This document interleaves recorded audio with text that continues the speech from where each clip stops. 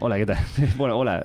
Este hola es un poco raro porque es el hola ficticio de que llevamos aquí tranquilamente una hora hablando, pero Bueno, es el hola oficial está bien. del show. Gracias por invitarnos a tu casa, No, al revés. a tu bueno, este es tu despacho, tu rincón Sí. de crear. Bueno, de hacer algo. De hacer algo.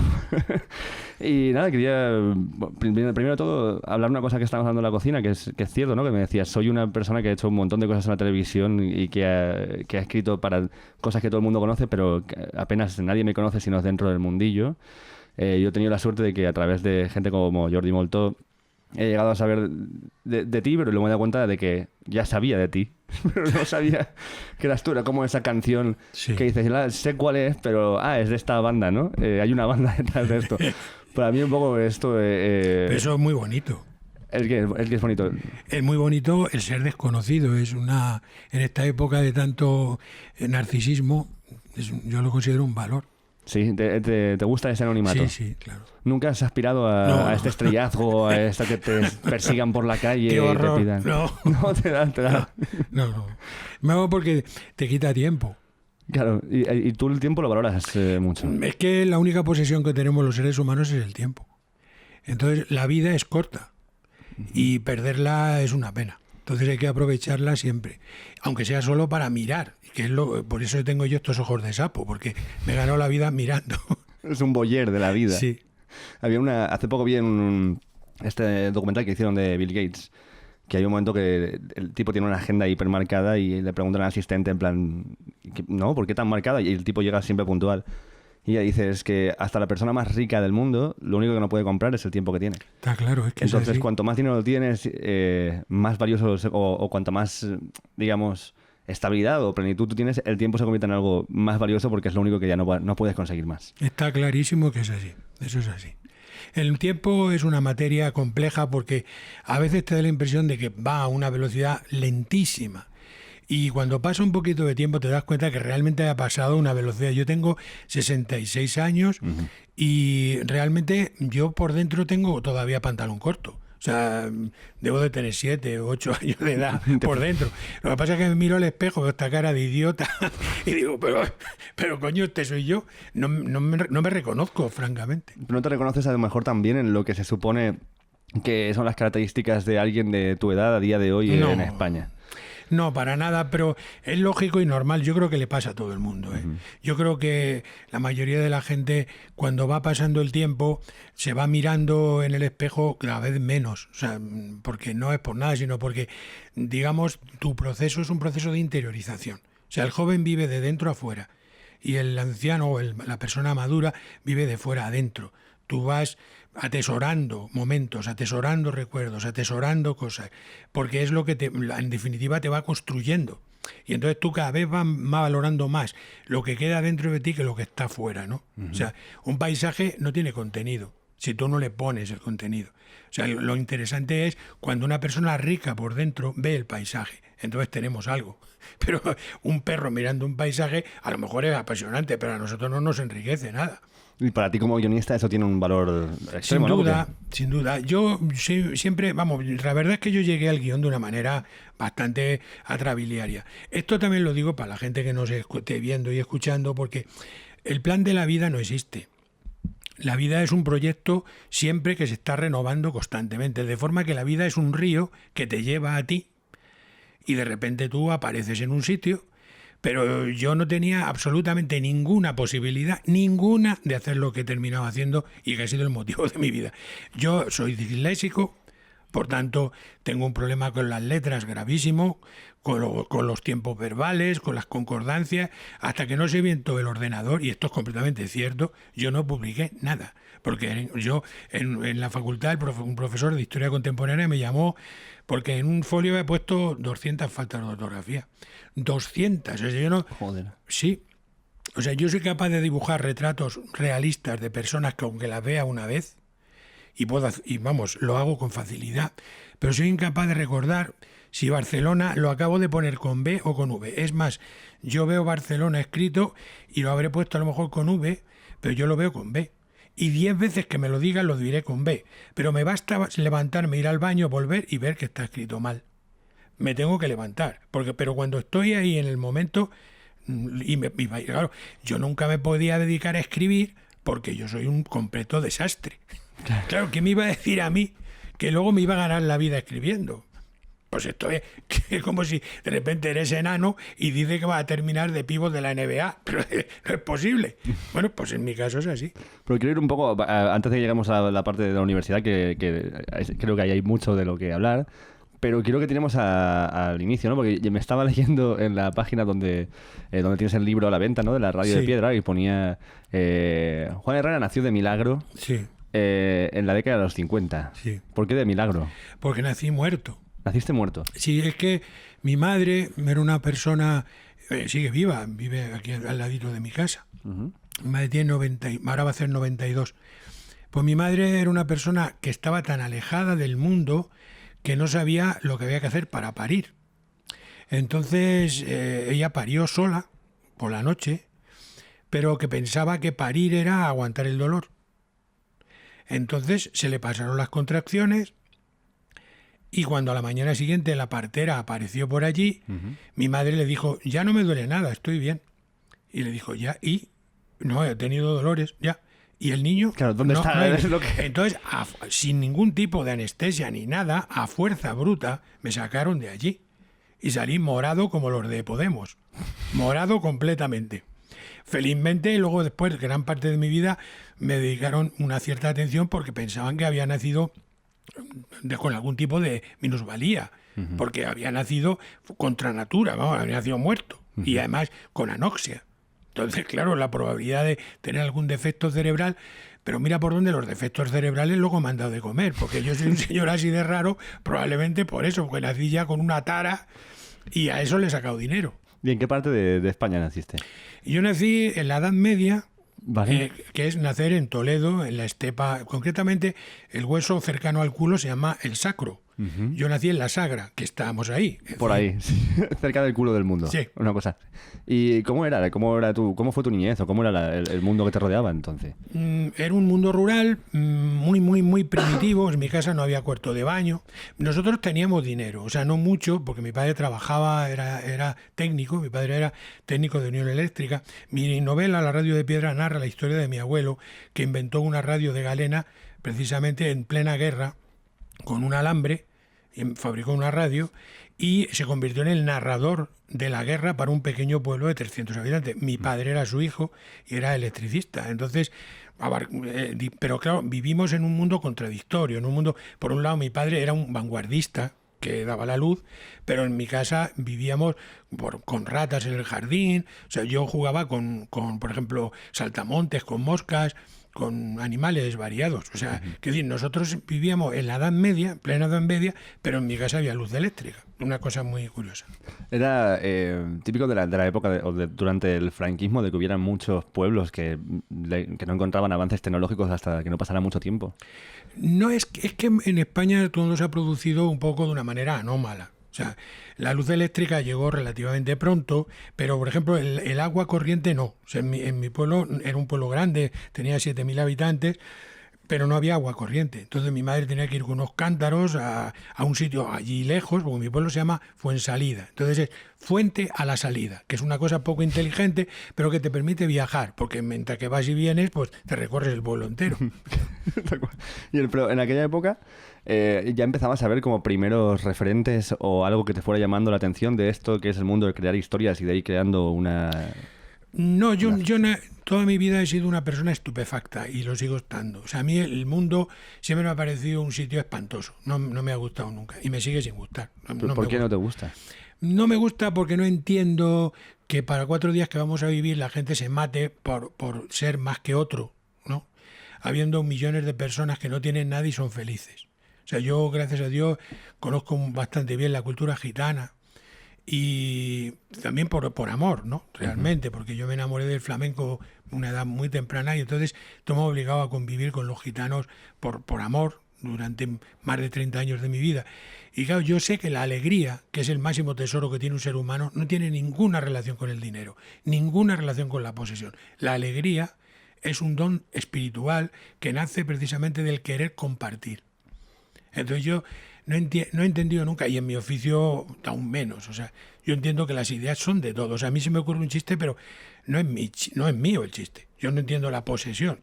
Yo me río, lo comparto con un compañero que a lo mejor a su estilo le va más ese chiste que a mí, ¿no? Entonces yo se lo regalo y me parece que es así la vida. Vamos, el que dice un chiste dice una torrija, ¿no? Claro. O una casa, ¿no? Lo que uno tiene, pues lo tiene que compartir. ¿Y qué elementos de la cultura gitana que me mencionas crees que faltan al resto de la cultura de la península? Lo primero, la alegría. La alegría para mí es lo más importante.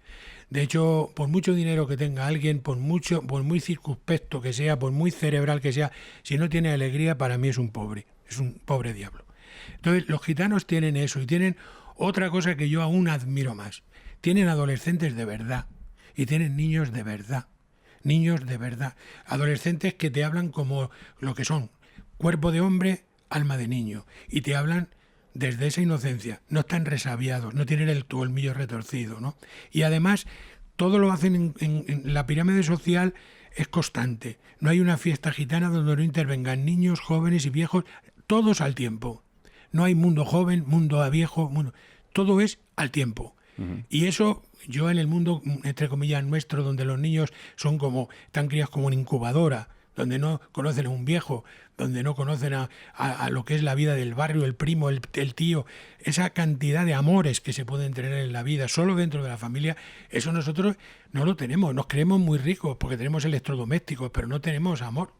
¿Pero crees que, por ejemplo, hay los valores familiares y la cercanía y tal es algo que no hemos tenido nunca? ¿Se está perdiendo? ¿Se ha perdido? No, se está perdiendo, y además tiene un momento muy concreto. O sea, toda la irrupción de lo que se ha llamado el tiempo moderno, lo primero que ha hecho el Estado, el poder en general, es aislar a la gente. Ahora ya, por ejemplo, tú vas en el metro, yo no tengo móvil, por ejemplo.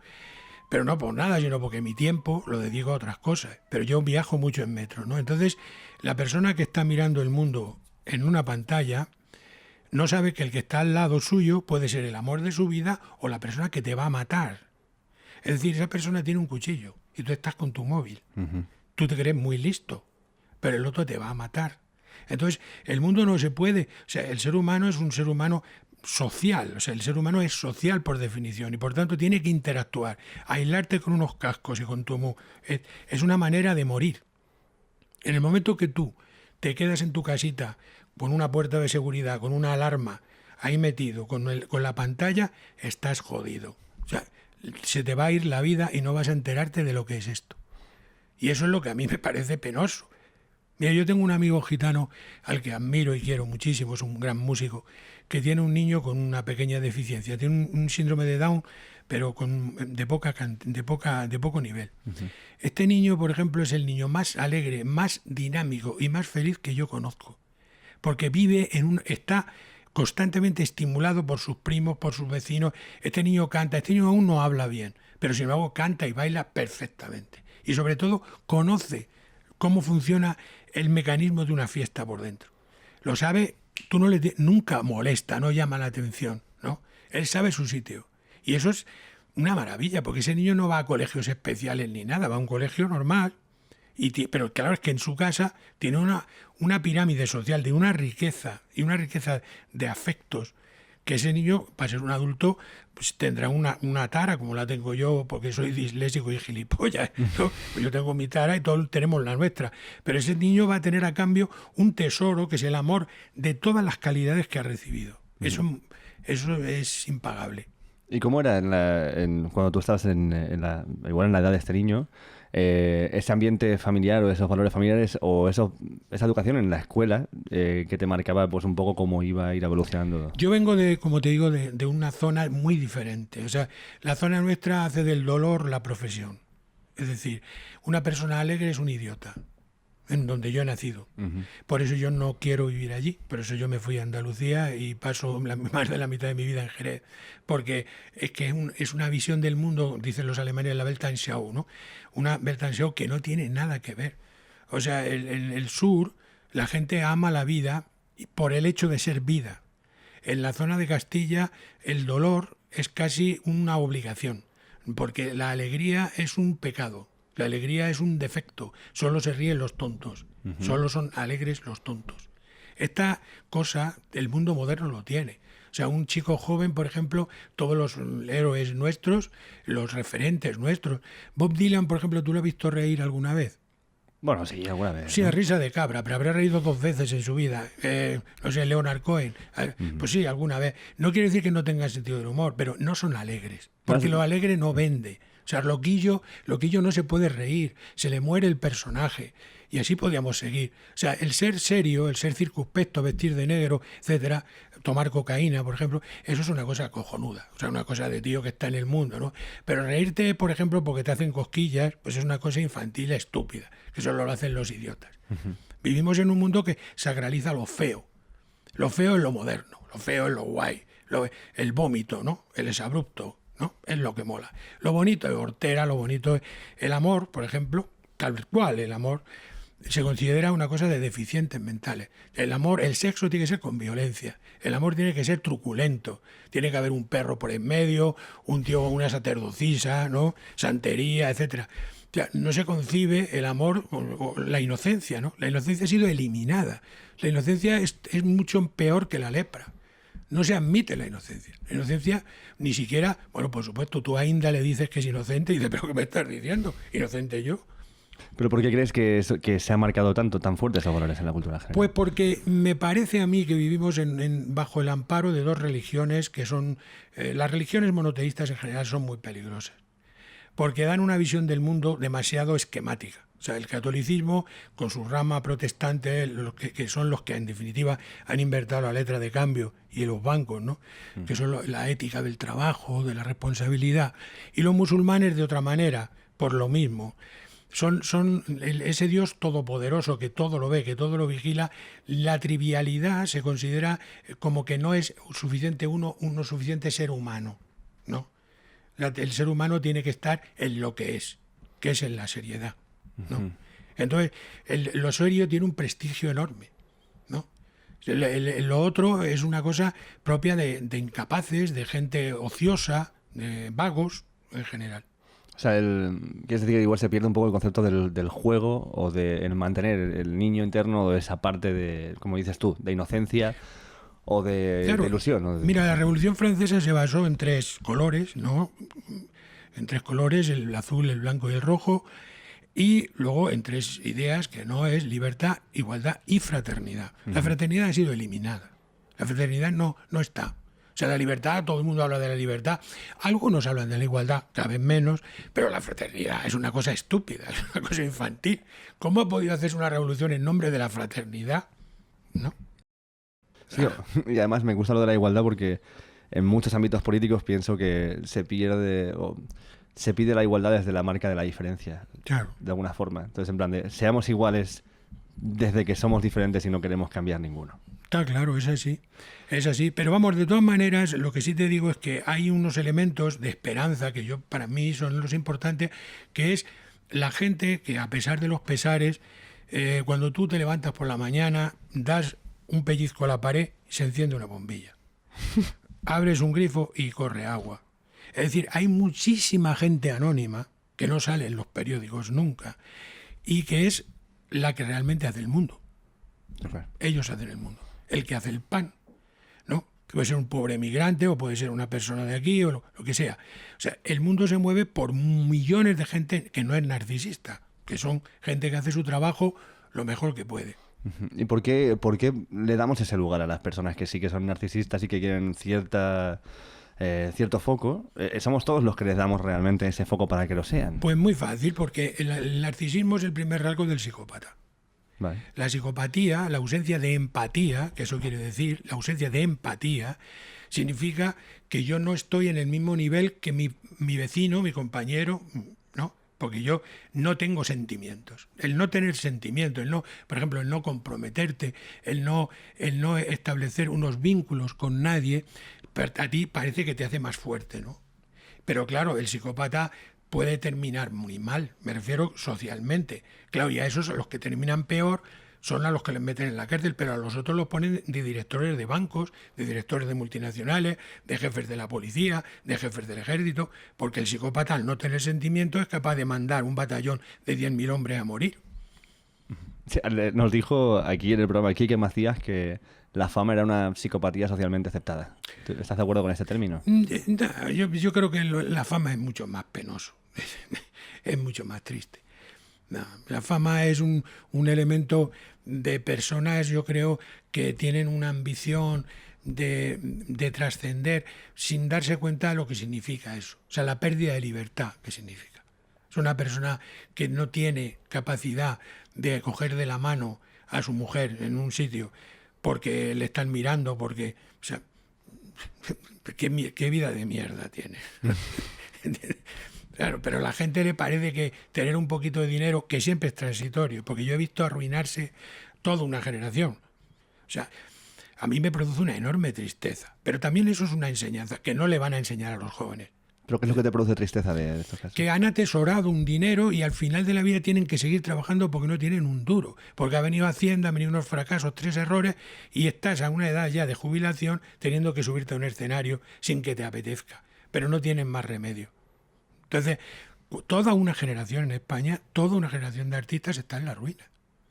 Entonces, gente que ha sido estrellas de nuestra cultura, gente que ha ganado muchísimo dinero, al final de su vida están terminando mal. Y no por su culpa, sino pues un poco pues esta ficción en la que nos movemos, esta ficción dramática en la que nos movemos. Vamos a empezar a hablar de cómo empieza tu entrada en la ficción común de todo el mundo de España, que es, por donde yo tengo entendido, por donde me dijo Molto que empezáramos es por cuando entras a la universidad de aeronáutica. Y como de alguna manera eso marcó que acabaras haciendo estudios cinematográficos. Entonces, explícame esto, por favor. Porque... Bueno, yo me quería venir a Madrid lo antes posible. Había una carrera, yo he estudiado por mi dislexia, era más fuerte en ciencias. Entonces a mí me gustaban y me siguen gustando mucho las ciencias, las matemáticas, me siguen gustando. Entonces yo tuve la posibilidad de coger una carrera de 3 años, que se llamaba Ingeniero Técnico Aeronáutico, y venirme a la escuela. Entonces eso me vine aquí, eran 3 años, y entonces cuando ya estaba en segundo, me di cuenta de que me había equivocado, que era una carrera que me abocaba a trabajar prácticamente en el ejército. Porque CASA, Construcciones Aeronáuticas, era la única empresa que daba trabajo. ¿De qué año estamos hablando? Te estoy hablando de los años 60, finales de los 60, 70, ¿no? Vale. Y entonces dije, aquí yo no voy a ser feliz, porque a mí, aunque el trabajo me pueda gustar, el vivir en una estructura militar no era lo mío. Entonces yo no tenía muy claro qué era lo que iba a hacer. Porque si no era eso, ¿qué otra cosa podía hacer? Yo seguía siendo disléxico, yo leía muchísimo, siempre he leído mucho, pero no tenía claro a qué poder dedicarme y sobre todo para qué valía yo. Yo me consideraba y me sigo considerando un tarao, un inútil. Entonces, ¿quién coño me va a contratar a mí y para qué? Si yo no sé hacer nada. Entonces, por suerte, conocí unos tipos que estaban en primero de Ciencia de la Información. No estaba muy claro lo que iba a ser aquello. De hecho, yo me pasé toda la carrera preguntando, ¿y esto para qué vale? ¿Por qué? Vale. Pero me pareció el plan de estudio suficientemente ambiguo. Había literatura, había marketing, había historia contemporánea, había derecho. Me pareció que para pasarme de las ciencias a las letras era un buen sitio, porque me daba una visión general. Entonces yo dije, hombre, si me dedico 5 años leyendo, además, y me tomo en serio esto, pues a lo mejor a los 5 años tengo la cabeza organizada y ya puedo saber a qué puedo dedicarme. Y así lo hice. Tuve la ventaja de que encima yo tengo la cabeza muy gorda y por tanto tengo espacio ahí para varias cosas. Entonces, aunque yo era idiota profesional, me di cuenta de que yo, ¿por qué me tenía que circunscribir solo a mi facultad? Me parecía que no tenía mucho sentido. Yo enseguida vi que aquello era una mentira, la ciencia de la información era una basura, donde había 2 o 3 buenos y el resto eran profesores enchufados que no tenían ni puta idea de las asignaturas nuevas que además se habían inventado.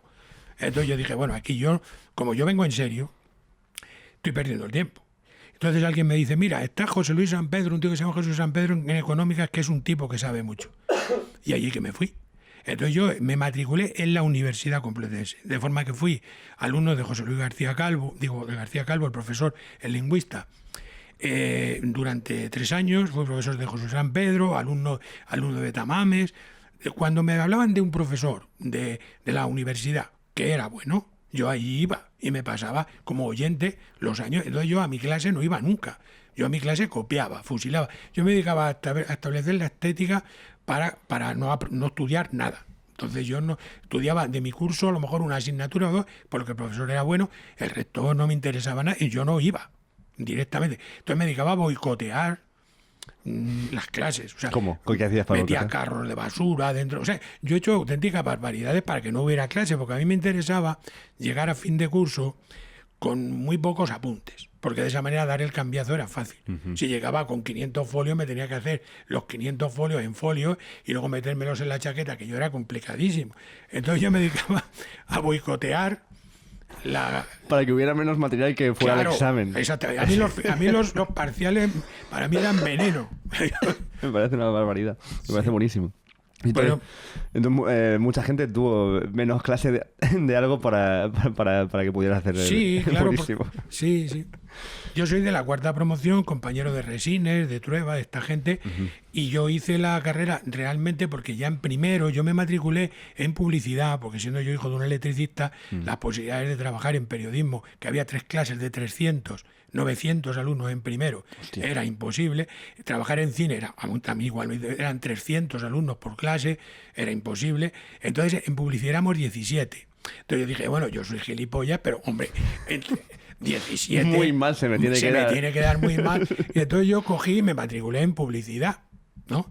Pero luego después, como en publicidad conocí a un profesor que se llama Felicísimo Balbuena, que en unos juegos que él me llevaba a clase a veces, no nos conocíamos de nada, pero nos conocíamos del bar.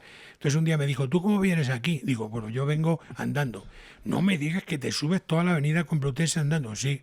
Digo, bueno, yo paso por ahí, cuando venga yo te recojo. Ah, perfecto. Y un día, pues me dijo, mira, yo me aburro corrigiendo.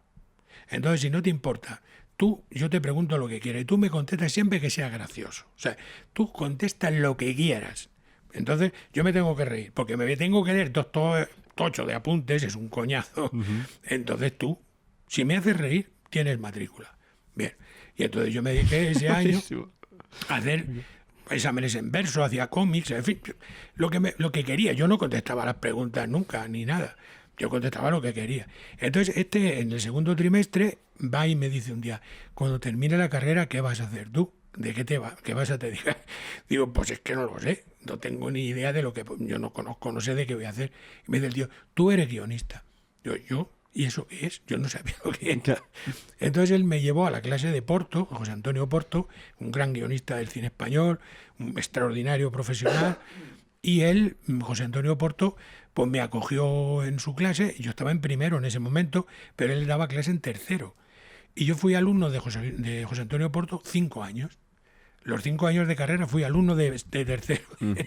Porque, claro, yo iba a sus clases, entonces yo hacía los ejercicios, las prácticas, y así fui como conocí a Trueba, a toda esta tropa, porque eran de mi curso. Ellos hacían cine, pero yo no. Yo estaba ahí de pegote, de moco, ¿no? Que entraba yo ahí. ¿Y cuándo entró el primer trabajo? ¿Cuánto te pagaron por primera vez por hacer...? No, yo trabajé, lo primero fue, como éramos 17, pues enseguida me llamaron de una agencia de publicidad, pues yo dibujaba, entonces entré en la publicidad. Fue digamos, un coitus interruptus. Me dieron un contrato por 3 meses y al mes y medio me echaron. ¿Por qué? Fue mi primer debut y despedida. ¿Me metiste un carro ahí en la recepción? Mi jefe era un tipo que no tenía estudios. Entonces yo venía desde la carrera terminada, el tío vio que yo no era demasiado tonto y a él le gustaba el flamenco como a mí, venía todos los días a cantarme, él me cantaba por Toná, por Martinete, no, allí en la agencia. Y cuando llevamos mes y medio me dice, Juan, te voy a despedir. ¿Por qué? Dice, coño, porque tú me vas a quitar el puesto a mí, entonces antes de que me lo quites tú a mí, te lo quito yo a ti. Y entonces me echó. Pero ¿cómo parece? No, yo me lo tomé. O sea, a las claras, directo. Sí, te lo sí, dijo, me lo o sea, dijo. fue así. Me sentó muy mal porque yo me imaginaba a mí mismo diciendo, coño, el primer trabajo que te dan y al mes y medio te echan, ¿no? Pero hombre, tenía la satisfacción de que el tío no me había echado por torpe. No, o sea, como de alguna forma te echaban, pero te motivaban en plan, Efectivamente. vales para esto. Y luego ya monté una agencia de publicidad aquí en mi casa, que me iba bastante bien, Y en esa, con un amigo jugando, se nos ocurrió hacer un proyecto de radio, lo presentamos. Yo pensaba que no había ninguna posibilidad, pero ninguna, vamos. Pero mira por dónde lo aceptaron. Y entonces empecé en Radio Cadena Española un programa, primero en FM, que se llamaba El Pupitre Loco. Era un programa de educación. En general, desde la primaria, con humor, por supuesto, era un programa de humor, pero centrado en el ámbito de la educación. Entonces ahí sí conocí a Rubalcaba, a José Antonio Maraval, que eran los que estaban haciendo la LOCSE. En ese momento había ganado el PSOE, ¿no? Y entonces yo ahí estuve un tiempo, enseguidita ya aquello me empecé a aburrir, y entonces se me ocurrió presentar un proyecto a Radio 3, que entonces era pues lo más de lo más, era la radio más importante. Como el horario que no quería nadie era El Despertador, yo inventé un programa que se llamaba Jack el Despertador. Sí, muy mítico. Y entonces, pues eso, ahí aprendí todo lo poco que yo sepa de esto, lo aprendí ahí. ¿De qué año estamos hablando en este caso? Pues mira, había ganado Felipe en el año 82, yo creo que fue en el 80 cuando me fui a Radio 3. De hecho, los socialistas me echaron por peligroso. O sea, ¿Cómo por peligroso? Sí, o sea, el proyecto de Radio 3 se lo cargó Felipe González. Vamos. Ya que despertador. Sí, bueno, ya que el despertador y todos los programas de contenido. Se quedaron los musiqueros. Primero me decían que pusiera música, que no hablara tanto. Bueno, era el primer programa despertador de España, Sí, ¿no? claro. Yo inventé, modestamente, el programa despertador de humor. Sí, que ahora mismo hay como 6 o 7 reconocidos. Modestamente lo inventé yo. Modesto, sí. No, sin modestia. Pero que me duró relativamente poco. Pero bueno, yo ya en ese momento ya empecé a hacer humor amarillo en Telecinco. De forma que cuando me echaron de Radio 3, el director me echó sinceramente jodido, porque yo tenía 700.000 oyentes. Entonces me echó hecho polvo, porque me le parecía una injusticia que me tuviera que echar. Y yo le dije, tío, no te preocupes, si yo estoy en la tele, yo estoy haciendo una cosa, me pagan 6 veces más que aquí. Esto lo hago porque amo la radio. O sea, si no, yo lo habría dejado. Pero es que amo la radio. Y nos fuimos, Miguel Ángel Col, que era mi compañero de Bafaena, el hijo de José Luis Col, Miguel Ángel y yo nos fuimos a hacer humor amarillo.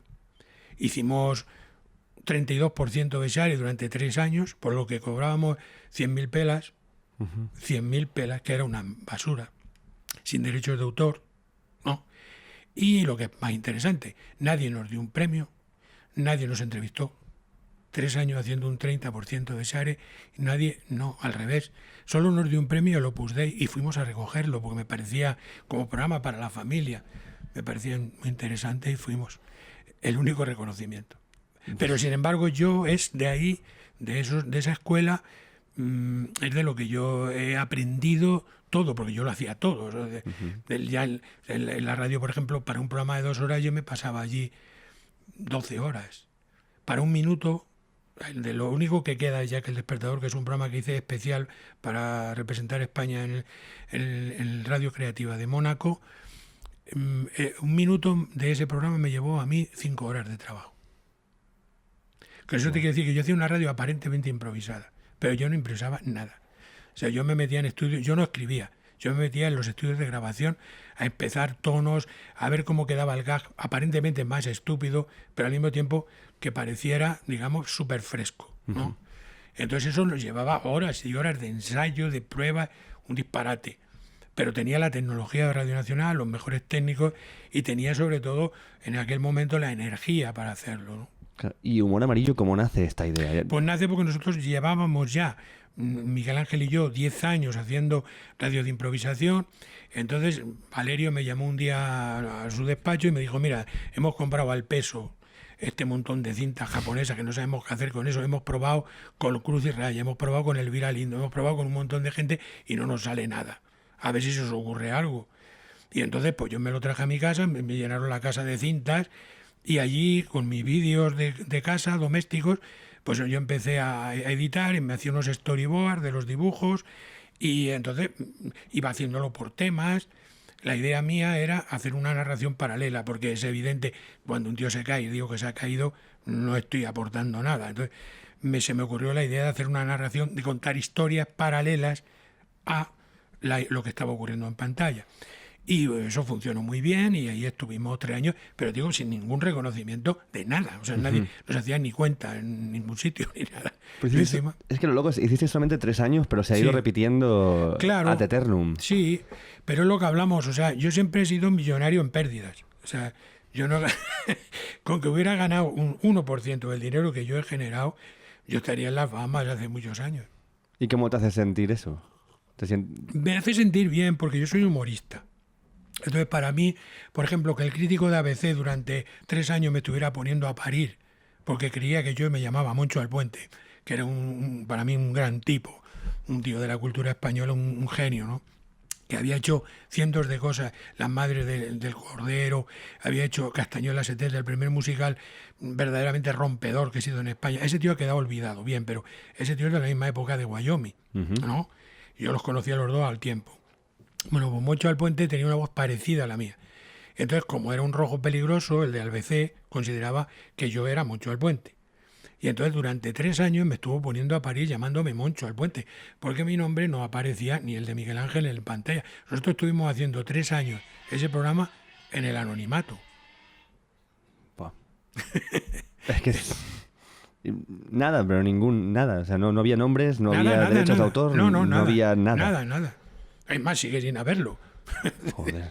Y luego, escúchame, tengo entendido que te fuiste a Italia un tiempo, lo que me has dicho antes, y que has trabajado y que tienes amigos que son guionistas de Fellini directamente y has trabajado con gente de... Sí.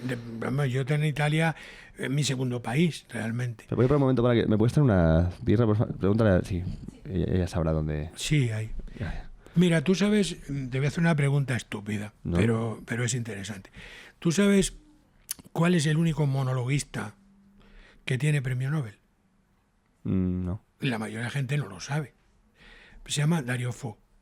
Claro, bueno. Es autor teatral también y dramaturgo. Sí, pero monologuista. Es decir, los monólogos de Dario Fo es de donde viene El Brujo, compañero mío de colegio mayor. Entonces, ahora la gente cree que el stand-up viene de Estados Unidos, que han inventado el stand-up y que todos los cómicos son americanos. Sorprendentemente, el único que tiene premio Nobel es un italiano, lo cual les jode la guitarra, pero a ellos da igual, porque el que más da el premio Nobel a ellos, si ellos están en el ajo. Es decir, la cultura italiana es una cultura con unas raíces extraordinarias, con un talento brutal que está ahí al lado. La televisión italiana sigue siendo una televisión acojonante desde todos los puntos de vista. Es una televisión que hace mucha televisión mala, la televisión de consumo, pero cuando se pone a hacer cosas de verdad hay que mirárselo, ¿eh? O sea, esa gente, tú ves, por ejemplo, un tío que se llama Crozza, C-R-O-Z-Z-A, Crozza. Crozza hace el programa de Wyoming, pero bien hecho. Es decir, en un teatro, con una pantalla gigantesca de LED, con unos sketches, esas pantallas se giran y permiten acceder al backstage de donde sale el atrezo, y en directo se cambia la iluminación de delante del proscenio para que empatice con el fondo que está proyectado en esas pantallas de LED. De forma que cuando hay una escena del Vaticano, el fondo es el Vaticano de verdad y la luz que hay delante empatiza con la foto. Con lo cual hay una continuidad de acción, el suelo es de espejo. O sea, que eso se hace, ese es el mismo, sátira política, todo lo mismo. Claro, pero es que tú ves el programa de Wyoming que lleva, desde que empezó con el mismo decorado, la famosa mesa con las letras, lo lleva con los tirantes, no se han gastado un duro. O sea, es aquello, tengo unas imágenes, dice, pero a ver, esto es radio televisada, esto no es profesional, ¿esto qué es? Pero puedes pensar que a lo mejor el contenido es lo más importante y que por eso no hay que darle tanta... No, el contenido, la forma es todo. La forma es todo. Sin forma no hay nada. Si no hay forma, no tenemos mensaje, porque ya desde Aristóteles y antes ya se ha dicho todo.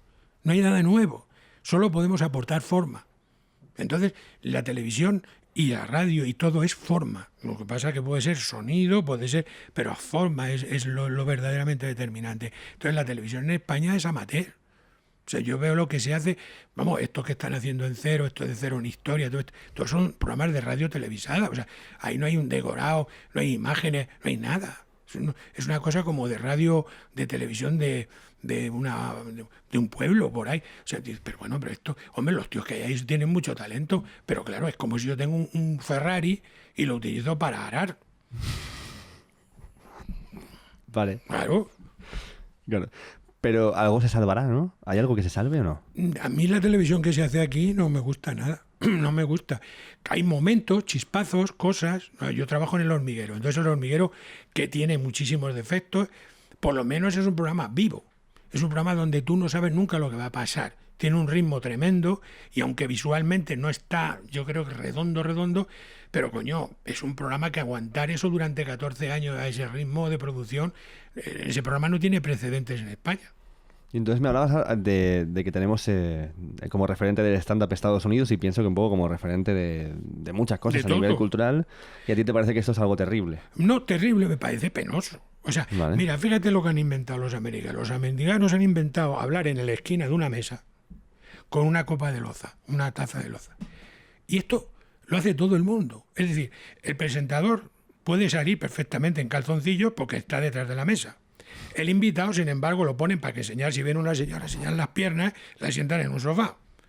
Pero esto, en tu casa, ¿tú crees que eso es normal? O sea, si tú recibes a un invitado en tu casa, ¿tú te metes detrás de una mesa y a la otra persona la sientas en el sofá? No, pero tampoco te pones unos cascos, ¿no? Y te No, pones... pero en la tele no se ponen cascos.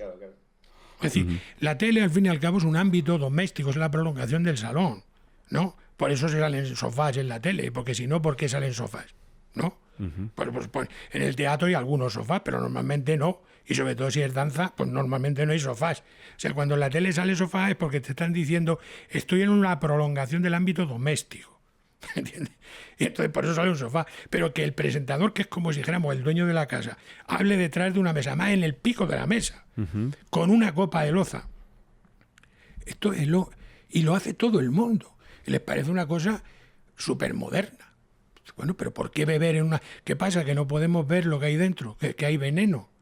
O sea, el protestantismo ha llegado hasta ese punto. Como en las culturas protestantes no se puede beber en público, empezaron a beber y estos copian. Entonces, les parece que tener una taza de loza con el logotipo del programa es lo máximo de la modernidad. Bueno, pero ¿por qué va a ser moderno esa puta mierda? Eso es feísimo. Y a nivel de comedia, ¿crees que no hay nada que rescatar de la comedia estadounidense, ¿no? Del stand-up? Es que, mira, la comedia tiene tres etapas. La primera etapa, que es la etapa física, Buster Keaton y Chaplin, que es el cuerpo, ¿no? La segunda etapa es la etapa del lenguaje. Viene los hermanos Marx. Es el surrealismo del lenguaje. Tenemos cuerpo, tenemos lenguaje. Tercero, es el psicoanálisis, es el alma, es la muerte, es Woody Allen, ¿no? A partir de ahí, ¿qué me quieres contar? Todo es sexo. O sea, no hay una visión realmente profunda del mundo. Realmente. O sea, vivimos en una etapa, en esta etapa de la humanidad, después de Woody Allen, que simplemente completa el marco, insisto, porque habla del alma. Habla de la muerte, del psicoanálisis, del sexo, ¿no? Pero tomado desde ese punto de vista judío, un sexo morboso. Es decir, no estamos hablando de amor, estamos hablando de sexo morboso. Entonces, bien, porque ese es el rollo judío, ¿no? Vale. Pero a partir de ahí, ¿qué tenemos? A partir de ahí, gente que se choca, que se cae. Pero eso ya lo he hecho Buster Keaton infinitamente mejor antes. Lo que pasa es que ahora lo hacen con coches y con cámara lenta. Pero yo no veo, sinceramente, nada nuevo. Desde las estructuras dramáticas, de la lógica, de la ética nicomaquea de Aristóteles, aquí todas esas estructuras son las mismas que usamos nosotros. No hemos inventado nada. Y entonces, diciendo esto, ¿qué te parece? ¿Cómo ves el panorama de comedia actual en España? Me parece triste, fundamentalmente, porque existe una España inventada. O sea, la gente que hace stand-up habla de una España que no existe. Hablan de una España... ¿Cómo es eso? Sí, mira, nuestro país tiene 40 millones de habitantes y tiene muchas microculturas. Entonces, se habla en general... Cuando se habla de la mujer, o se habla del hombre, o se habla de... Bueno, los niños en los monólogos existen solo para reírse de ellos. O sea, realmente los objetos son básicamente el sexo, ¿no? El dinero y el reírse de los defectos de otras personas. Puede ser psicológicos o físicos. Ese es el ámbito de trabajo. Lógicamente, en un país tan complejo como España existen infinitas realidades, ¿no? Por ejemplo, yo tengo una madre de 92 años, lo tengo en una residencia. Yo no puedo, cuando voy allí y veo... en esas carcasas de seres humanos apalancados en unas sillas de ruedas, ¿no? Llevadas por una chica sudamericana, que yo esto lo veo constantemente. Entonces, quiero decir, eso es una realidad que por el pirámide de envejecimiento que tenemos en España, la gente joven sigue creyendo que los jóvenes tienen el poder. Nunca lo han tenido, pero ahora menos que nunca. Porque es que ahora, en el momento que los viejos votan, y los viejos son más, los jóvenes están jodidos, ¿no? Entonces ya la capacidad, entre comillas, de cambiar el mundo se ha reducido mucho, porque la fuerza ahora revolucionaria son los jubilados del País Vasco que salen a protestar por sus pensiones, con sus carritos. Ellos son más. Durante el baby boom, los jóvenes eran más. Y ahí vino el 68 y vino todo lo que vino después. Pero es que esa película ha cambiado. Entonces, en el stand-up comedy, que oigo? Unos señores que llevan tatuajes, vestidos de negro normalmente, con un olor a vinagre, y que hablan de que el mundo es una mierda, dicen tacos, gritan, ¿no? ¿Y la belleza dónde está? ¿Qué pasa? Que la belleza ha sido abolida, no hay lugar para la belleza. No se puede pensar que la comedia y la belleza tampoco tienen por qué ir de la mano, ¿no? Puede ser algo... No, al revés. Para ellos es que yo reto a eso. Es decir, no tienen que ir de la mano, pero deberían ir, por lo menos de vez en cuando. O sea, yo quiero oír a alguien que se plantee la vida como una experiencia que merezca la pena ser vivida, sin necesidad de alucinógenos. Solo por el hecho de ser un bípedo implume que se mueve por el mundo y que observa y que mira y que se admira, ¿no? Y que genera una visión del mundo alternativa a el mundo es una mierda, etcétera. Pues un poco Piedrahíta tiene un poco este espíritu, ¿no? Es para mí el único cómico que tiene por lo menos la valentía de mirar hacia la otra zona. Porque es que todo el mundo mira en la misma dirección. En el momento que tú ves un pintarrajo en una pared, ya los has visto todos. Siempre hablan de arte urbano. Vamos, llamar a eso arte es como llamarme alto a mí.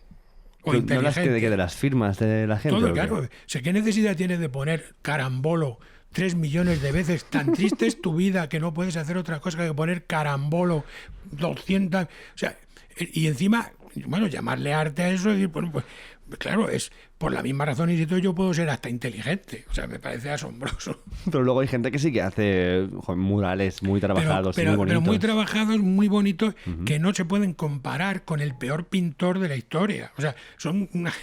En fin, se justifican, ¿me entiendes? Pero ahí no hay nada. O sea, es rellenar. Cosas que ya se han hecho, que vienen del pop, después de Dalí, por cierto. Mejor humorista de España, ¿no? Dalí. Dalí. Sí. ¿Por qué? Porque se anticipó a todo. Dalí inventó un lenguaje. El antecedente de Chiquito de la Calzada es Dalí. Dalí y Chiquito de la Calzada son los más grandes porque han inventado un lenguaje. O sea, todos los demás somos una basura. No hemos inventado nada.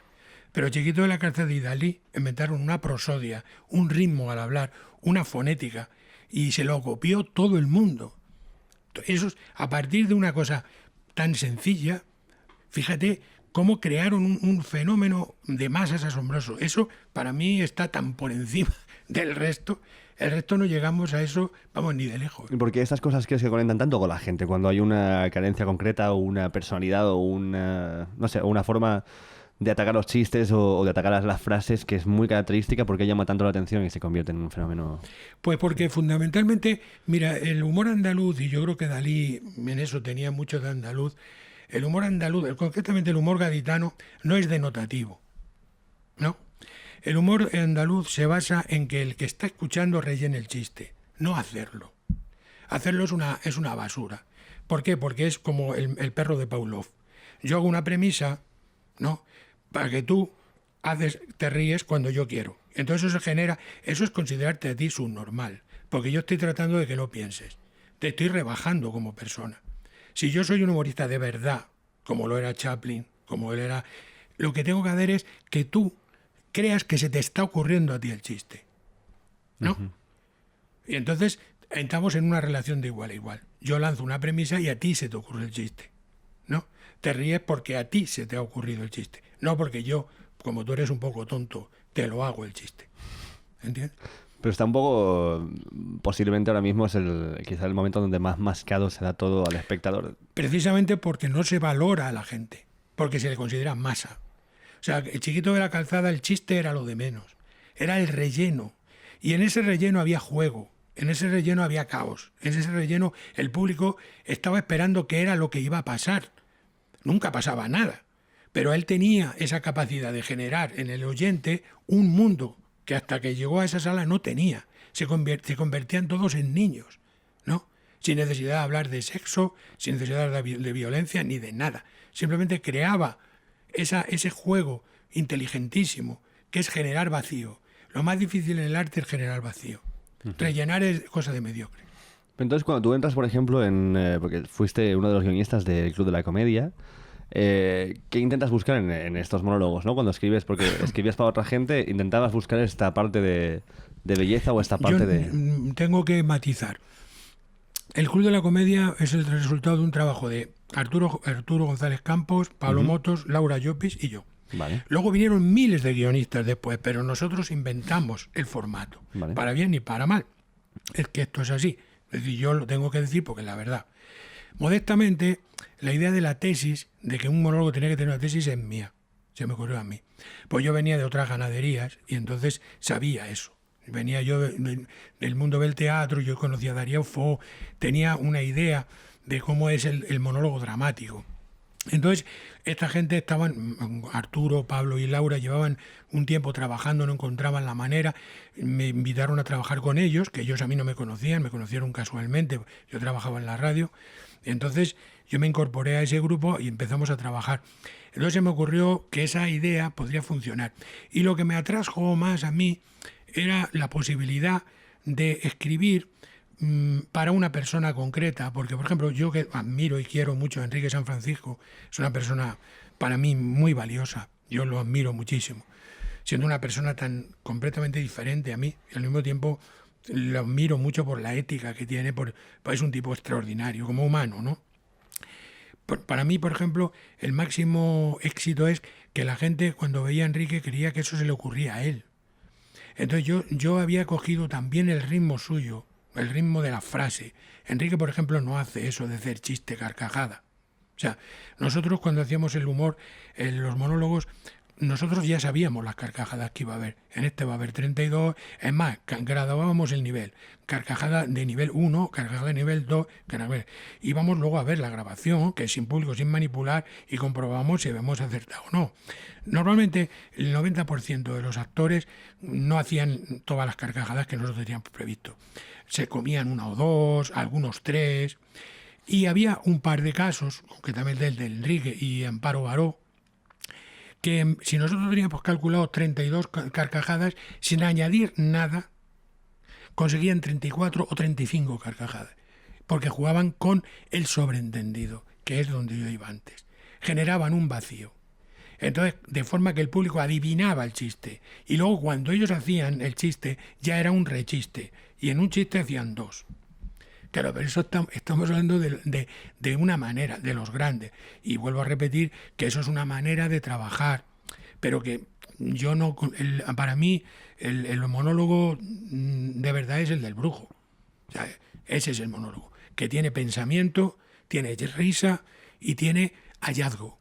O sea, cuando tú te sales de un monólogo del brujo, has aprendido algo. Sobre ti mismo y sobre el mundo. Y además te has reído. Uh-huh. Entonces, como que sientes que sales más listo de lo que entraste. Cuando tú ves un monologuista, por muy bueno que sea en general, como mucho te vas a reír. Y si ya eres del oficio como yo, te ríes muy pocas veces porque te sabes todos los chistes. Ya en la preposición ya sabes de qué va. Ahí no hay nada. Por eso, no porque yo no valore ese trabajo, que creo que tiene que haber de todo en la vida y una persona que se gana la vida así, joder, pues es muy bien, está fenomenal. Pero yo hablo desde el punto de vista artístico, ¿no? O sea, yo creo que el arte debe estar en el mundo para algo más que entretener. Yo detesto el entretenimiento. De hecho, yo entretenimiento lo llamo entretenimiento. Y a mí no me interesa eso. ¿Cómo piensas que es una distracción que no lleva a ningún lado? ¿Una pérdida de tiempo? ¿O qué? Si es un intento de que yo me entretenga, sí. Es decir, a mí no hacer nada es lo que más me gusta del mundo. Lo que más.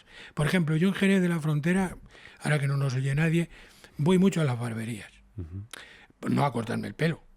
Tengo una cabeza muy gorda y entonces el peluquero presupone que voy a eso. Pero realmente yo lo que hago es pedir la vez y escucharme. Voy a escuchar. Hago vez y me siento allí a escuchar. Porque claro, hay un nivel de talento allí tan enorme que cuenten cualquier cosa, cualquier pequeña historia, cualquier anécdota, es un mundo que yo no voy a copiar, pero me interesa ver cómo reflexionan sobre las cosas, cómo ven la actualidad, cómo cualquier anécdota. A ellos no les interesa la política en este tono. Ellos hablan de su perro, de su gato, pero lo hacen con un nivel que te dan ganas de llorar, de lo malo que soy yo, de lo poco que se me ocurre a mí. Entonces, eso, por ejemplo, para mí no es entretenimiento. Yo he ido a la peluquería, ¿me entiendes? Ahora, si yo tengo que pagar por eso, ya es otra cosa. Entonces, ¿piensas que a lo mejor a día de hoy no se intenta dar nada más allá de ganar minutos de audiencia o de ganar... O sea, como que no sé...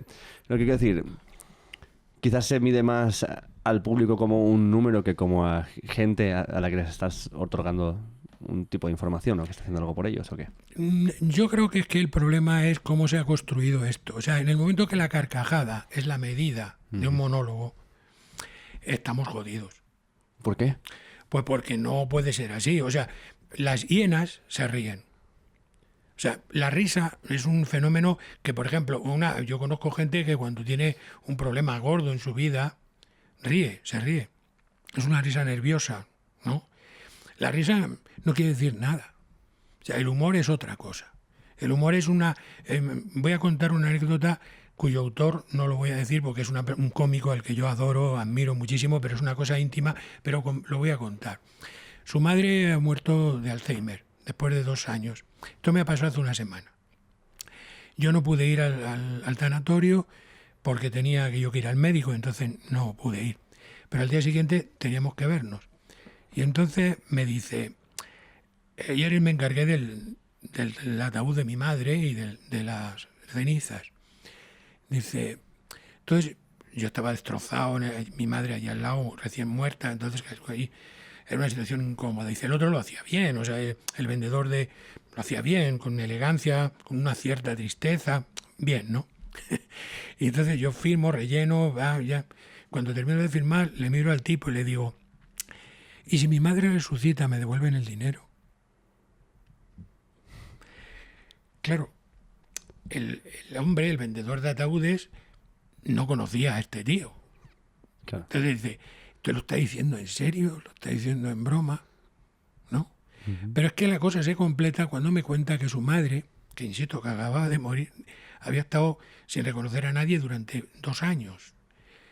El día ya entra en el proceso de la muerte y cuando está muriendo entra en una especie se queda como catatónica, ¿no? Como en coma. Que no responde a nada y... Sí. Y entonces de repente resucita, o sea, de repente abre los ojos, se incorpora y le pregunta a mi amigo, ¿qué hizo el Atleti?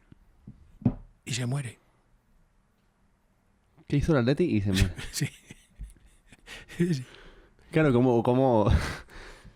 Quiero decir, sí. eso, por ejemplo, es la vida. O sea, eso no lo puedes contar en un monólogo, porque no tiene el tiempo, no tiene... Pero eso no es humor, es humor, y humor de primera.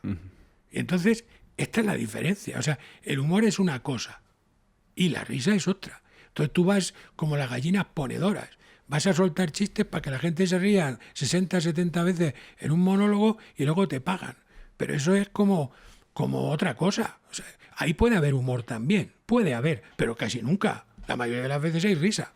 ¿Y qué piensas de esta métrica entonces que se suele decir de que tiene que haber una risa por cada 10 segundos? Para mí el silencio es lo más importante. Cuando tú estás en un sitio donde lo que estás tú contando está llegando al corazón de la gente, no necesariamente triste, ¿eh? O sea, puedes estar contando, como estoy contando yo, 2 historias que son reales y que no tienen de risa, no tienen nada. Pero eso es humor. El humor es tragedia más tiempo, ¿no? Si no hay de fondo un dolor, la risa es una mierda. Tiene que haber de fondo un dolor. Tiene que haber una situación que no sabemos cómo abordar. Y entonces es cuando viene el humor, que es un don que tenemos los seres humanos para sacarnos de esa situación de mierda. Entonces el humor es lo que nos salva, ¿no? Entonces yo el humor tengo un respeto porque para mí el humor y la poesía son las 2 máximas creaciones y el humor poético lo máximo a lo que uno puede aspirar. Por eso yo no veo mal la gente que se gana la vida con las carcajadas, pero vamos a poner las cosas en su sitio. Eso no es necesariamente humor. No quiere decir, insisto, que no haya. Puede haber humor. Pero la mayoría de las veces solo hay carcajadas. Y entonces eso, bueno, para matarla. Hay gente que, por ejemplo, una cosa que tenemos los españoles es que nos gusta comer sin tener hambre. Por ejemplo, las pipas, ¿no? O sea, la pipa es alimento, la pipa es entretenimiento. Para ser un entretenimiento, la masturbación es mejor, pienso yo. Más barata. Bueno, pero sin embargo, los campos de fútbol, las plazas de toros, los españoles nos ponemos ahí a comer pipas a dos carrillos, y eso no lo hacemos por hambre. Lo hacemos como por tenerla, porque nos gusta escupir con un pretexto, ¿no? Y nos pasamos toda la tarde, cada vez que tal el partido, hemos estado escupiendo, ¿no? Así no tienes por qué hablar con nadie, ¿no? Pero es lo mismo, eso no es comer, lo mismo que el humor no es reír. Antes me estabas hablando de un poco de que pensabas que el nivel de educación que existe aquí en España deja bastante que desear. De que no tenemos gente tan capacitada como deberíamos de tener para los recursos que tenemos. Fundamentalmente porque aquí hacemos contracultura porque no hay cultura. O sea, todos los jóvenes que hacen rap hacen contracultura, pero ¿dónde está la cultura? ¿Dónde está? Es decir, nosotros ahora mismo no tenemos ni un solo escritor que diga algo en el mundo, que sea citado en el mundo. Tenemos buenos científicos, por supuesto en el anonimato, muchos trabajando en Estados Unidos o fuera de España, otros dentro. A nivel de ciencia estamos, no vamos a decir extraordinariamente bien, pero estamos bien. Pero son anónimos. Pero a nivel de pensamiento, de filosofía, a nivel sobre todo de filosofía, de pensamiento y a nivel... Es que no tenemos a nadie. O sea, nadie jamás cita a un pensador español, porque pensador y español es como esquiador en Arabia Saudita. Pues puede haber alguno, pero... Claro. Sí, como el equipo de Boxley de Jamaica, esto que es en su momento, sí. Mira, a mí me interesa mucho el circo. Después de cuando Pink Floyd llega a llenar el estadio Wembley con los cerdos voladores y todo aquello, allí el rock muere ya. O sea, el rock sinfónico, el rock de gran espectáculo, con Peter Gabriel, etcétera. Bueno, eso llega a un momento donde ya peta. O sea, ya no va más. Y entonces esa bandera de la creatividad escénica la recoge el circo, el nuevo circo, que tiene su sede en Francia, es el norte de Italia, la zona de Lugano. Bien, hay una escuela en París extraordinaria. Bien, y entonces esa gente, por ejemplo, yo conozco y tengo la suerte de ser amigo de uno de los máximos creativos del mundo en este nuevo circo que se llama Daniele Finzi-Pasca, que tiene una propia compañía, además es creativo del Circo del Sol. Ahora va a venir aquí a España un espectáculo de él, de mi amigo, que se llama Lucía. Este espectáculo, pues mi amigo no trabaja en todos los espectáculos. Él ha hecho Corteo es de Daniel, y Lucía también es de Daniel. Daniel es un poeta, es un clown extraordinario, un pedona de una sensibilidad fantástica. Entonces, claro, cuando yo veo eso, veo cómo son capaces las puestas en escena, lo que hacen, cómo trabajan, y veo lo que hacemos aquí. Veo la entrega de los Goya, veo la pasarela Cibeles, veo esto es del tercer mundo. O sea, esto es una cosa que dice, pero como no habrá nadie, coño, ahora tenemos internet, o sea, porque nadie mira lo que se hace por ahí, o sea, hombre, que está ahí, o sea, que no estamos hablando de una cosa que hay que ir a Marte ni nada, ¿no? O sea, es algo que está relativamente cerca, ¿no? No es nada. O sea, entonces, eso a mí me produce mucha tristeza, porque hay muchos jóvenes españoles que si tú le dijeras que el mundo tiene un futuro, es decir, que hay gente que está inventando, gente de verdad que están haciendo cosas, estoy seguro de que se animarían muchísimo, porque de repente sería como descubrir horizontes nuevos, ¿no? No estar siempre con los mismos lugares, viendo los mismos chistes, viendo las mismas... Como que el mundo se ha acabado porque estamos entre cuatro paredes bebiendo cerveza o bebiendo whisky, poniéndonos hasta el culo un fin de semana y otro fin de semana, ¿no? Ya, pero es que eso está bien, o sea, hay que hacerlo una temporada perfectamente. Pero, hombre, es que hay muchas cosas que hacer, ¿entiendes? Hay muchas cosas que descubrir, ¿no? Y esto es lo que a mí me parece un poco desalentador, sinceramente. Porque hay gente, yo conozco gente y trabajo con gente joven que no tiene así. O sea, un amigo común, un tipo que se llama Jaime Pastor, pues este chico, yo le hablé, por ejemplo, de un payaso extraordinario ruso, ¿no? Que es el que tiene un show que se llama Snow Show. Bueno, Bueno, pues él se fue a la escuela. Este fin de semana pasado ha estado con Bob Wilson, uno de los mayores creadores de escena del mundo. Este tipo trabaja conmigo como guionista en El Hormiguero, pero es un tío muy joven que tiene inquietud y quiere ver cuáles son las posibilidades que da el mundo, ¿no? ¿Dónde puedo yo encajar? ¿Cómo puedo descubrir lenguajes nuevos, ¿no? Que para mí es lo que una persona joven tiene que hacer. ¿No? Normalmente, sí. Claro. Entonces, esa necesidad, ese hambre de saber, esas ganas de conocer, la curiosidad, eso es lo que hay que mantener siempre, aunque tenga uno 95 años. Estar ahí siempre con la curiosidad. ¿Pero no crees que es complicado en un lugar donde tienes tanta información todo el rato cultivar una curiosidad que vaya más allá de lo que te están tirando a la cara? La información, mira, cuando España entra en el mercado común, por ejemplo, nosotros entramos en un club que se llama Europa, ¿no? Bueno, nunca hemos estado más lejos de Europa que ahora. ¿Por qué? Pues porque está hecho, es mentira Europa. Europa no existe. Son los padres. No, es peor todavía. Europa es una manera que tuvieron los americanos de dividir Europa, ¿no? Mira, mi madre, que es una señora analfabeta, cuando yo tenía 12 años, 13, en mi casa sonaba Nicola Di Bari, Richie Poveri, Paolo Conte, en la radio. Sonaba, por ejemplo, Gilbert Bécaud, sonaba Charles Aznavour. O sea, en mi casa se oía hablar francés, se oía hablar italiano, normalmente. Rita Pavone, número 1 de los 40 principales, normalmente, ¿no? En fin, Europa estaba en mi casa y vivíamos en el franquismo. Fue entrar en el mercado común. Y ahora mismo nadie de tu edad es capaz de decirme 2 o 3 cantantes italianos actuales. Totalmente cierto. ¿Y qué pasa? ¿Que Italia han puesto ahí unos apeninos más altos? De Francia desconocemos todo. Sabemos el último cantante de mierda de Estados Unidos, pero no conocemos nada de Portugal. En Portugal hay unos musicazos que lo flipas. Y un movimiento de una elegancia y a la vanguardia, ¿eh? Pero es que en Grecia hay unos estudios de grabación, Vangelis, por ejemplo. Vangelis tiene una estructura de estudio de grabación de sonido que no la tenemos en España ni de lejos. Entonces nosotros estamos en Europa, ¿para qué? Porque además la gente viaja a Europa y viene sin haber visto ni nada de las escuelas de circo que te digo. O sea, yo hablo con ellos y me vienen hablando de tonterías de si un restaurante... ¿Qué me estás contando? Para eso tú vas a Europa. Yo soñaba con ser europeo y toda mi vida ha sido el sueño. Y cuando yo llegué a Europa no me decepcionó. O sea, Europa estaba. No, yo estaba en Abbey Road, los estudios de los Beatles, he visto eso.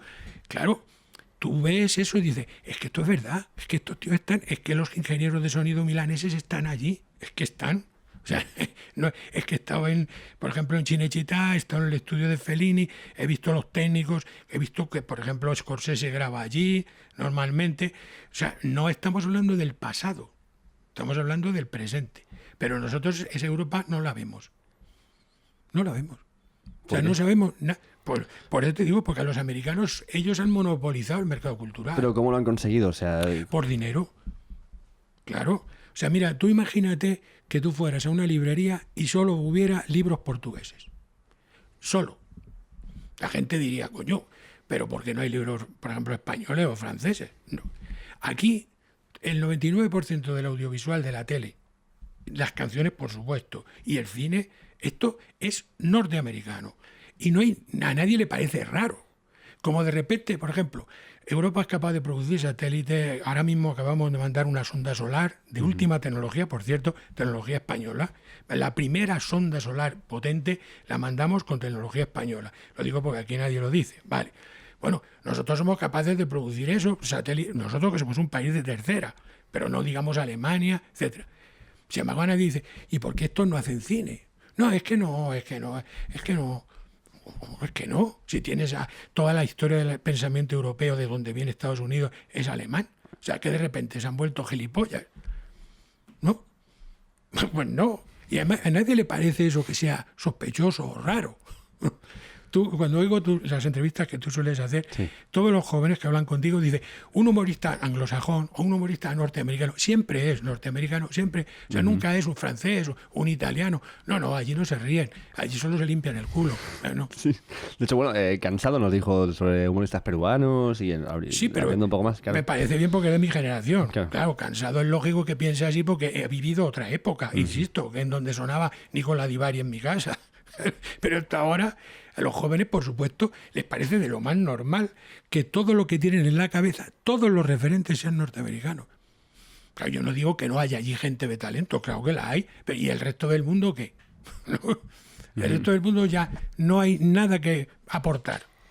Porque quizás ahora que todo es un poco más accesible se puede llegar a más cosas, pero aún así no hay el ímpetu de llegar a más cosas que no sean un poco lo de Es siempre. que no es accesible, por lo que te digo, porque tú no tienes con quién compartir. Tú la última serie, de estas series que ahora son una manera de absorber el tiempo de la gente, bueno, pues la gente considera normal pasar el fin de semana después de haber dejado la vida 8 horas diarias, más 2 de transporte, 10 horas de tu vida para pagar una mierda de piso que tienes, luego las pocas horas libres las dedicas a ver series norteamericanas en sesión continua, 12, 13 capítulos, 14, y esto es lo que se llama vivir. Vale, pero eso tiene la ventaja de que si se lo cuentas a otro como tú, tienes algo de lo que hablar, porque si no, no tienes nada de qué hablar. Tampoco mucho rato. Sí, pero el tema es, la segunda temporada es mejor que la primera, pero luego después sube, si aguantas a la tercera, esta es la conversación. Tal cual es así. Vale, Sí. bien, pero eso, por ejemplo, ya es tener una seña de identidad, ¿no? Nos peinamos los pelos del culo de la misma manera y decimos las mismas cosas y tenemos lo mismo, estamos en lo que hay que estar, ¿no? Vale, eso ha pasado siempre, ¿no? Es normal. Ahora, cuando ya has doblado el cabo de hornos y ya tienes, por ejemplo, en torno a los 30 y sigues peinándote la raya del culo de la misma manera, un poco de curiosidad por decir, hombre, a lo mejor, no sé, a lo mejor en Francia hay algo, Claro, igual ahí que hay gente. que tampoco tengo que ir nada más que a internet, ¿me entiendes? O sea, que tampoco tengo que meterme cosas por el culo extrañas, ¿no? Es una cosa Y relativamente... tienes que irte ahí en un autobús 30. Pero esto no va a pasar, Claro. porque digamos, el soma es tan poderoso que no va a pasar. O sea, tú le dices, mira, hay un tipo, por ejemplo, que a mí me gusta mucho, que se llama Yemen Blues, ¿no? Que es un yemení que hace blues. Es un genio, un tipo brutal. Yo, ese tipo, que es a nivel escénico, no creo que tenga competencia con ese tío. Te estoy hablando de un nivel Michael Jackson. O sea, una cosa brutal. Un tipo que además mucho mejor, con una voz impresionante. Es un tío que tiene unos registros increíbles. Bueno, yo he tratado de hacer que la gente vea vídeos de ese tío, que son flipantes. Bueno, los ven y te dicen, sí, está muy bien, pero ¿has visto el último de...? De lo que hay que ver. ¿Me entiendes? Claro, porque ¿dónde vas a presumir tú con ese? No le interesa a nadie. No vale con que sea bueno, da igual. Es que no está en la acera donde hay que estar.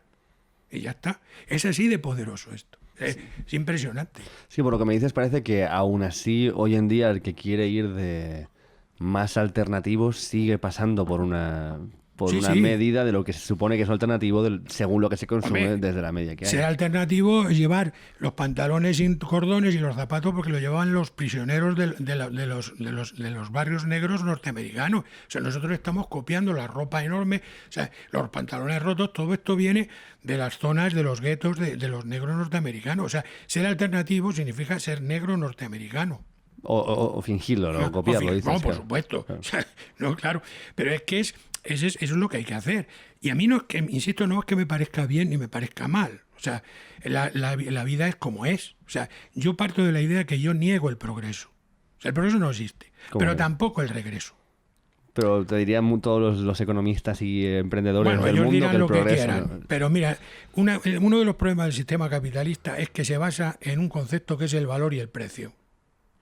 En la economía, en la introducción a la economía, por ejemplo, de Jacobson, primero dice que las cosas tienen que tener precio porque son escasas, ¿no? Entonces todo lo que tiene escaso tiene precio, ¿no? Lo que no tiene precio es que no es escaso. Sí. Por ejemplo, el planeta, que no lo estamos cargando, que es la base del sistema capitalista. El sistema capitalista consiste en cargarte el planeta y no añadir ese costo al costo del producto. ¿Entiendes? Es un sistema cojonudo, pero estás empuzoñando el aire, te estás cargando las materias primas, los mares, etcétera, ¿no? Pero como eso es gratis, pues no tiene precio. Entonces yo no lo añado al costo por producto. Claro, esta es la clave. Entonces, el mecanismo es un mecanismo así de estúpido, pero es así. Entonces, todo se basa en eso.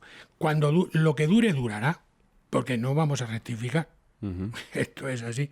Pero a lo que iba, el progreso, yo digo que hay una cantidad de tontos constante, ¿no? La 9,8 es la gravedad, que es una constante universal, pues el número de tontos es igual.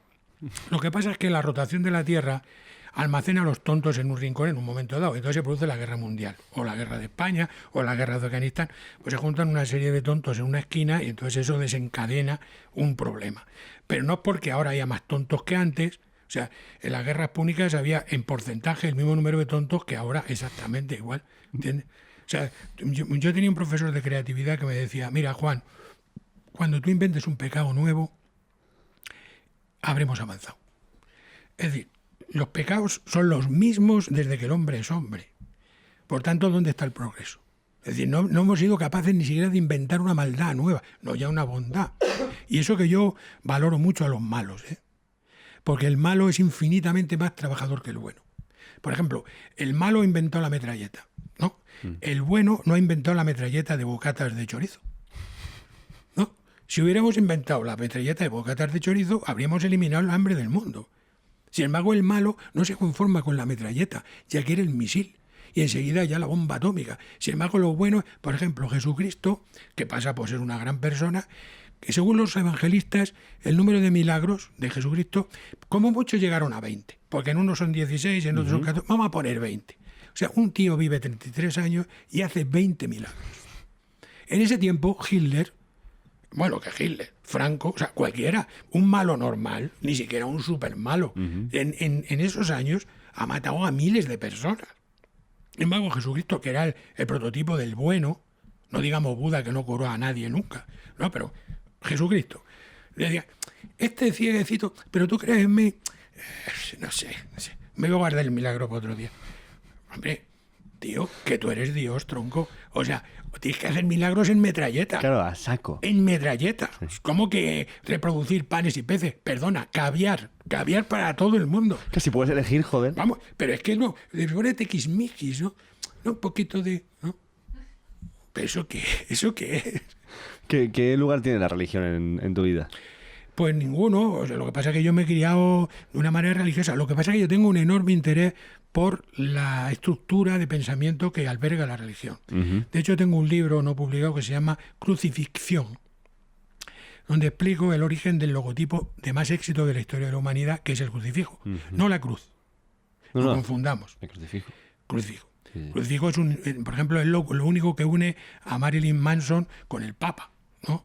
Pero con Madonna. O sea, el crucifijo, por ejemplo, cuando yo escribí la tesis de que en España es imposible estar a más de 100 metros de un crucifijo, en un lugar habitado. En España no es imposible estar siempre en una pared, en la puerta, o sea, alguien lo lleva en el cuello, o sea, de estar a más de 100 metros es imposible. Esto no lo ha conseguido ningún producto, solo el catolicismo, ¿no?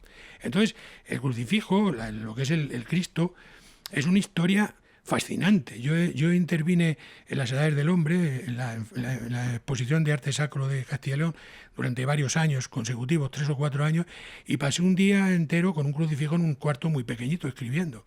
Y ahí me surgió la pregunta, ¿cuándo surgió este logotipo? ¿Quién lo inventó? Claro, me descubrí que los primeros crucifijos surgen 600 años después de la muerte de Cristo. O sea que no son... Primero los cristianos se hacían representar por un pez, sí, y por una P y una X, pero el concepto de dolor, el concepto de explotación de las llagas, el concepto viene con las cruzadas, y es un signo que utilizaron para dar derecho a la venganza. Es decir, hasta ese momento Dios era amor. Si te ofenden en mi nombre, pon la otra mejilla. Ese era el mensaje de Dios, de Jesucristo. Sí. Pero para poder entrar en guerras y el Papa encabezar ejércitos, con Dios es amor, no llegábamos a nada. No, la verdad que no. Y entonces, para el mundo cruzado, que era reconquistar las rutas de la seda, etcétera, que realmente era el objetivo, necesitaban un argumento. Y la venganza es lo mejor. Eso lo inventó Hollywood. Siempre en las películas del oeste hay un niño rubio que ve cómo violan unos malos a su madre y eso le da pie a pasarse el resto de la película matando gente, ¿no? Bueno, pues en este caso es esto lo habéis hecho vosotros, un hombre inocente, y esto me da lugar a mí al derecho de vengarme, ¿no? Fíjate tú si tiene importancia esta estructura, ¿no?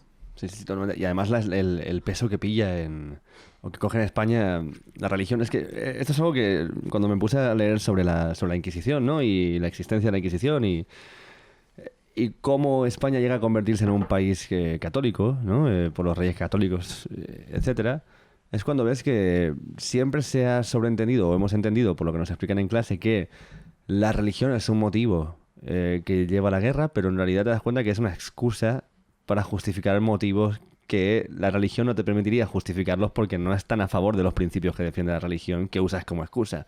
O sea, sé que cuando aparece la Inquisición, según yo tengo entendido, es para intentar esquivar la deuda que tienen los reyes católicos con los judíos por muchos años de compartir una guerra y decir, bueno, ahora esto es un país católico, si te quieres quedar me perdonas la deuda, si no te marchas. Y un poco así, y ahora lo que hacen los yihadistas o gente que clama que en nombre del Islam hace algo, no es exactamente siguiendo el Islam, sino buscando y releyendo y reinterpretando algo para que te sirva para hacer lo que tú en principio querías hacer. Está clarísimo. Mira, ahora la gente lleva un teléfono móvil. Todo el mundo sabe que eso está conectado y aunque lo tengas apagado está funcionando, está grabando y sirve para antena para otros intereses. Unos serán comerciales y otros a lo mejor no. Bien, muchísimo antes, por eso no creo en el progreso, muchísimo antes la Iglesia Católica inventó el concepto de conciencia, ¿no? Que es como un iPad inalámbrico, ¿entiendes? No hay que cargarlo. Claro, entonces es perfecto. Tú tienes ya, por un lado, la Guardia Civil, por fuera, y por otro lado tienes dentro la conciencia, que vas a confesarte. La culpa, ¿no? Claro, la culpa y lo que significa culpa, todo lo que implica, ¿no? Autocensura, pam, pam, pam. Claro, entonces eso es muy superior a nada que se puede inventar con aparatos después, ¿no? Totalmente. Quiero volver un poco a tu carrera antes de que terminemos, porque nos quedan unos minutitos. Para hablar del mundo en el que te has movido. Tú has estado en Telecinco durante una etapa yo inicial. empecé casi con Telecinco al tiempo en la tele. Claro, cuando empezó Telecinco. Claro, cuando yo empecé, Telecinco no existía. Estaba llena de albañiles. ¿Cómo llena albañiles? Sí, no existía. Yo locutaba humor amarillo en una habitación llena de agua. O sea, era un estudio que estaba en construcción. En ruina, sí. en ruina, no en construcción. Era vale. un estudio viejo que lo estaban reconstruyendo. Entonces, cuando llovía, entraba agua. Entraba agua en los platós, en todos sitios. Allí las que acá maravillados, las mamachichos convivían con los albañiles. Yo nunca sabía si eran unos que estaban haciendo una comedia o eran... No lo sabía. Sí. Y entonces viviste un poco la época del destape, en ese sentido. Sí, claro. Bueno, en la tele sí. En el cine vino por otro lado. Antes, sí. Pero en la televisión el destape un poco vino con Telecinco. Más que el destape vino la utilización de dos cosas. Una positiva, que es el musical, que ha sido desterrado de la televisión. Ahora todos los gurús de la tele dicen que la música baja audiencia. Lo dicen todos. Sin embargo, si el cantante que canta lo hace, por ejemplo, un imitador, sí puede cantar. O sea, tú a Alejandro Sanz no lo verás nunca, pero uno que hace de Alejandro Sanz con una peluca, sí, ¿no? Porque la música no vende, pero los que imitan la música, sí. Vale. Es una cosa misteriosa en nuestro país. Bueno, pues el estudio, lo que viene siendo el estudio de Telecinco, permitió la llegada de una televisión musical a España, que es lo que aportó Valerio, que venía directamente de Milano Due. Yo trabajé luego con la gente de Valerio allí en Milán, y ese concepto de televisión espectáculo vino de la mano de Valerio. Eso supuso, por ejemplo, una modernización, aunque ahora no se diga. Pero mira, el primer decorado metálico que hubo en España fue la Quinta Marcha. Hasta la Quinta Marcha todos los decorados eran de madera, por ejemplo. Quiero decir, que la gente habla de Valerio y muy bien, pero la gente que entiende de la tele, que verdaderamente se lo toma en serio, sabe que ahí hubo una aportación técnica, tecnológica, de punto de partida. Ahora se reduce porque los que no saben, lógicamente tratan de ridiculizar, ¿no? Ponen las más machichos, etcétera. Bien, eso es verdad. Pero también es verdad que vino una energía, una manera de hacer televisión que luego ha copiado todo el mundo. Porque esa manera venía, digamos, asesorada por una persona que sabía lo que hacía. ¿Es cierto que tuviste algo que ver con este vídeo que se ha hecho? Bueno, yo es que me he visto hace poco el documental sobre Jesús Gil. Sí, yo hice eso, sí. Del vídeo del jacuzzi Sí. con ¿cómo sale esto, por favor? Pues Jesús Gil tenía mucha relación con Valerio. Jesús Gil era un personaje en aquel momento muy mediático, era un tío que tenía un enorme magnetismo. Entonces, en aquel momento, por un compromiso, surgió la posibilidad de hacer un programa de verano. Él quería lanzar Marbella como un sitio para Gallet, etcétera. Y entonces, pues, a mí me llamaron, como a otros guionistas, para ver si pues, se nos ocurría. A alguien se le ocurrió eso de la noche de tal y tal, que era una frase del propio Gil. Sí. Pero a mí lo que me interesó fue que en la reunión aquella primera yo conseguí que viniera Benny Hill a España. Yo tenía mucho interés por conocer a Benny Hill. Y entonces dije, oye, la ocasión la pinta el calvo. Totalmente. Solté aquello y cuajó. Y entonces, para mí, cenar con Benny Hill y con Jesús Gil en la misma mesa, aquello fue maravilloso. Porque claro, en un momento determinado Jesús Gil se tomó unas confianzas con Benny Hill, empezó a darle cachetes en la espalda. Ajá. Y el otro le soltó una hostia. Pero así a mano abierta. Sí. ¿Y qué hizo el otro? Jesús Gil se quedó. Porque claro, Benny Hill era un anciano. Ajá, claro. Pero le soltó una galleta. En plan, deja de tocarme ya. Y Jesús Gil... Se produjo un silencio tenso, pero Gil era un populista. Entonces ella hizo una carcajada, joder, no te lo tomes así y tal. Vale. Pero bueno, fue ese tipo de cosas, porque en nuestro oficio siempre, si tú vas con prejuicios, no haces nada. No, en la vida van surgiendo cosas, aventuras que vas pasando, ¿no? Y que sirven para ir haciéndote tú como profesional, ¿no? Para haciendo callo, para ir aprendiendo, para ver lo que quieres hacer y lo que no, cómo mejorar. Y entonces, bueno, pues claro, te das cuenta que yo llevo 30 años en la televisión. Claro. Entonces yo he hecho desde Inocente, el juego de la oca, todas las pruebas aquellas de dolor, esas me las inventaba yo, las dibujaba. Quiero decir, claro, yo he hecho ahí de todo, o sea, he pasado por todos los agujeros de este mundo, ¿no? Y entonces, pues en unas cosas aprendes más, en otras menos, pero es un mundo, claro. ¿Y qué extrañas hoy en día o qué es lo que más extrañas de la televisión ahora en comparación con la televisión a la que tú llegaste? Pues parece una tontería, pero ahora hay mucha menos ingenuidad. Vuelvo otra vez a esa palabra que a mí me gusta mucho. En aquella época teníamos una enorme libertad porque no había nada. Entonces era muy ingenuo. O sea, lo que ahora se ve con retorcimiento, entonces no lo era. Entonces era todo...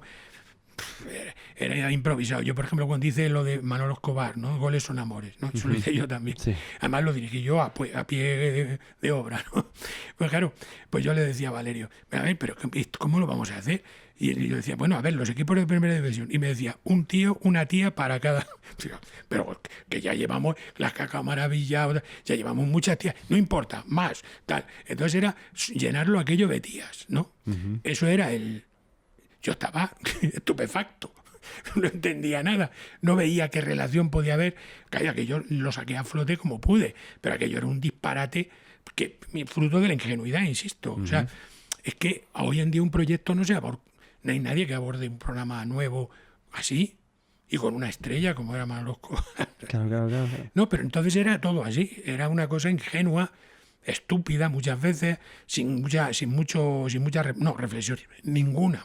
Ahí no había reflexión. Pero a lo mejor es porque ahora hay más expertos, críticos, gurús de televisión, como tú dices, que marcan en plan de no hagamos esto. Sí. ¿Por Y qué en la no? radio, o sea, la radio que yo conocía ha desaparecido.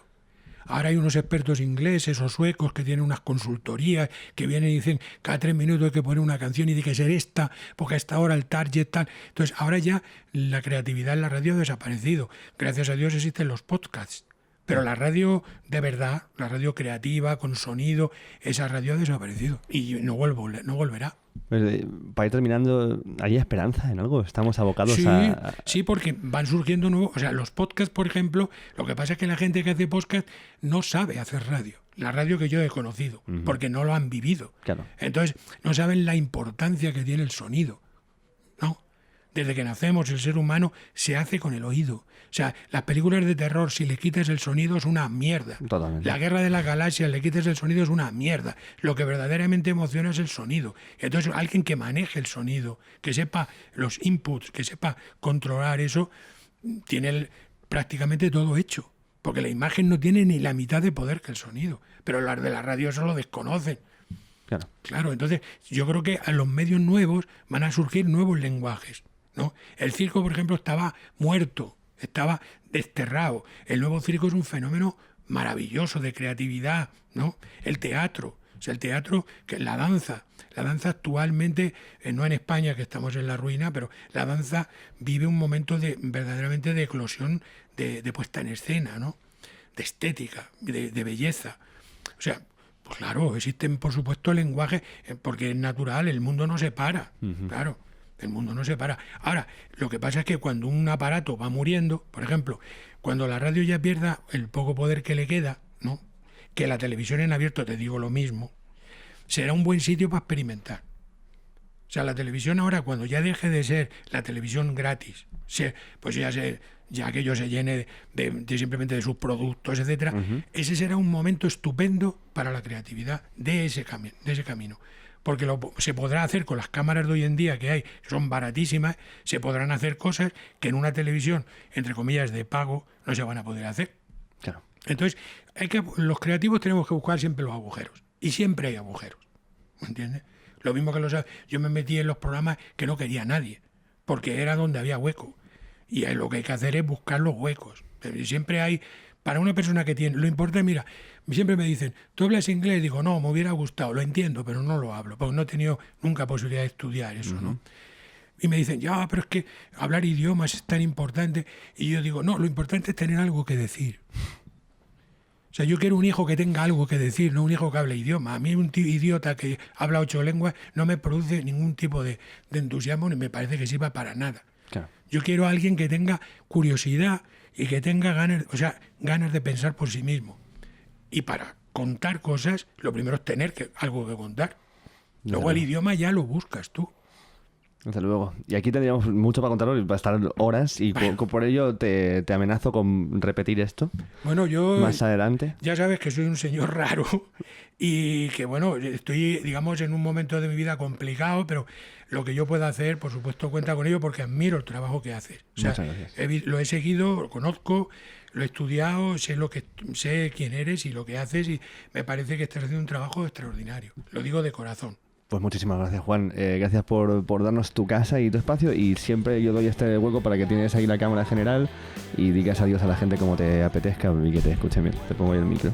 No, yo solo tengo que pedir perdón porque me imagino que he sido un poco denso y demasiado, digamos, a lo mejor emotivo en exceso, ¿no? Pero bueno, yo soy así, para bien y para mal. Muchas gracias por vuestra atención.